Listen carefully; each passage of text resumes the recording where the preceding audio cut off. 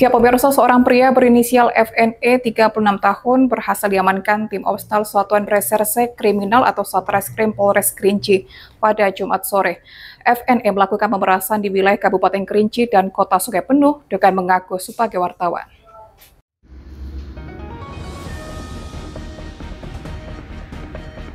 Penangkapan terhadap FNE dilakukan oleh tim Opsnal Satuan Reserse Kriminal atau Satreskrim Polres Kerinci sekitar pukul 17.00 waktu Indonesia Barat pada hari Jumat lalu di kawasan Pasar Beringin, Kota Sungai Penuh. Penangkapan dilakukan setelah adanya laporan dari salah satu korban. Modus pelaku yaitu meminta sejumlah uang dengan ancaman akan memberitakan hal-hal negatif terkait penyelenggaraan pemerintahan desa. Penangkapan kasus ini bermula dari adanya laporan dari pihak kepala desa yang merasa dirinya diperas oleh oknum wartawan tersebut.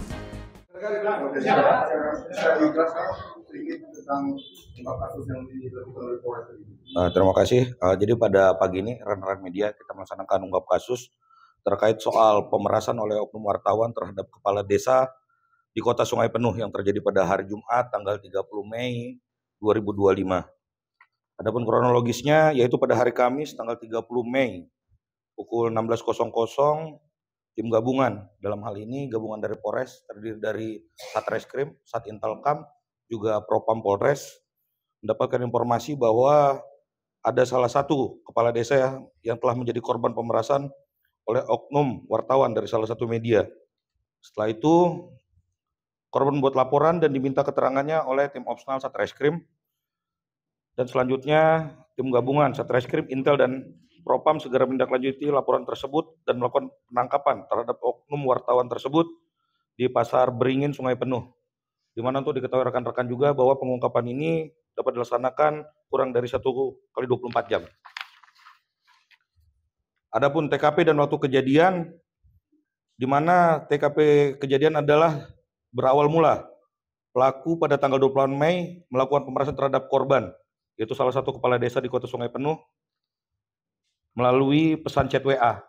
Selanjutnya, pelaku mendatangi rumah korban dan meminta sejumlah uang pada korban, yaitu pada hari Jumat tanggal 30 Mei 2025 sekira pukul 16.30 WIB di rumah korban di Desa Pelayang Raya, Kota Sungai Penuh.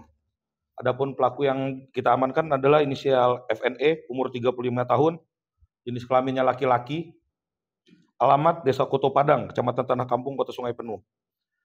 Di mana yang bersangkutan ini bekerja sebagai wartawan pada salah satu media online yang berada di Kota Sungai Penuh, Kerinci. Untuk korban sendiri adalah salah satu kepala desa yang berada di Kota Sungai Penuh, yaitu Kepala Desa Pelayang, Ayan Supriyadi.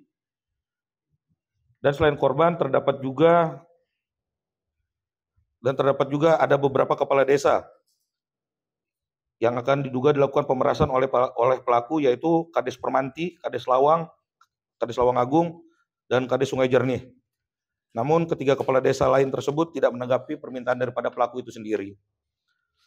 Adapun modus operandi daripada pelaku yaitu mengirim chat kepada WA bahwa akan menaikkan berita atau memberitakan dugaan kegiatan fiktif dan markup anggaran dana desa tahun 2024. Di mana pelaku meminta sejumlah uang kepada korban agar dugaan kegiatan fiktif dan markup terkait anggaran dana desa tahun 2024 tidak diberitakan. Awalnya pelaku meminta uang sebanyak 5 juta. Namun kemudian korban hanya mampu memberikan uang sebanyak 3 juta rupiah, di mana pelaku sendiri mendatangi rumah korban dan mengambil uang dari korban sebanyak 3 juta rupiah. Setelah dilakukan pemeriksaan, pelaku mengakui bahwa dari uang 3 juta tersebut, sebanyak 2 juta telah digunakan untuk makan di salah satu kafe, serta membayar hutang kepada temannya. Sehingga masih ada sisa uang sebanyak 1 juta dan telah dilakukan penyitaan. Adapun tindakan yang dilakukan adalah melakukan pemeriksaan terhadap saksi-saksi, menyita barang bukti, melakukan penangkapan dan penahanan terhadap pelaku dan tersangka. Adapun barang bukti yang disita itu adalah uang sebesar 1 juta rupiah, sisa uangnya, handphone,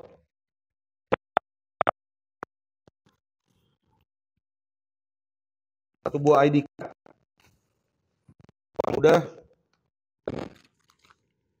oke.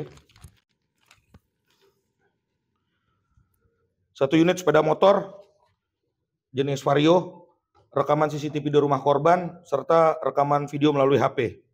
Adapun pasal yang dipersangkakan adalah pasal 368 ayat 1 KUHP terkait soal pemerasan, di mana pasal tersebut berbunyi barang siapa dengan maksud untuk menguntungkan diri sendiri dan atau orang lain secara melawan hukum, memaksa seseorang dengan kekerasan atau ancaman kekerasan untuk memberikan barang sesuatu yang seluruhnya atau sebagian adalah kepunyaan orang itu atau orang lain, atau supaya membuat hutang atau menghapuskan piutang dengan ancaman pidana penjara paling lama 9 tahun.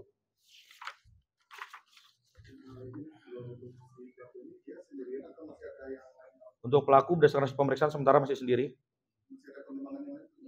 Untuk pengembangan lain masih dalam pemeriksaan.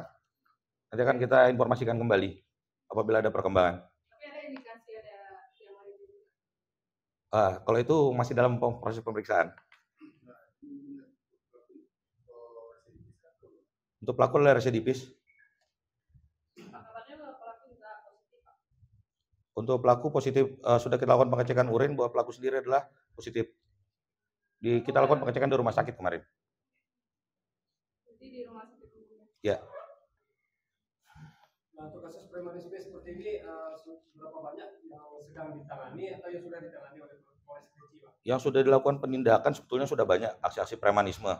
Jadi seperti kita ketahui bahwa ini adalah program daripada Kapolri, bahwa di sini khususnya kita Polres Kerinci akan bertindak tegas terhadap aksi premanisme yang berkedok LSM ataupun ormas.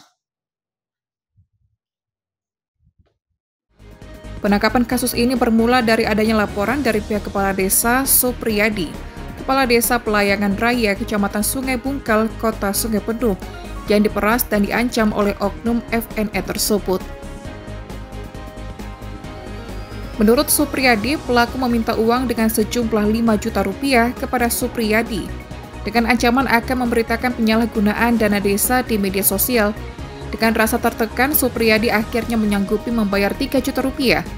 Namun karena merasa dirugikan, korban segera melapor ke Polres Kerinci. Saat ini pelaku diamankan beserta barang bukti 1 unit sepeda motor Honda Vario, 1 unit ponsel, uang tunai sebesar 1 juta rupiah, dan 1 buah dompet yang berisi ATM dan kartu anggota wartawan. Sampai saat ini Polres Kerinci masih melakukan pemeriksaan lebih lanjut guna pengembangan kasus ini. Rangga Putra, JEK TV, melaporkan.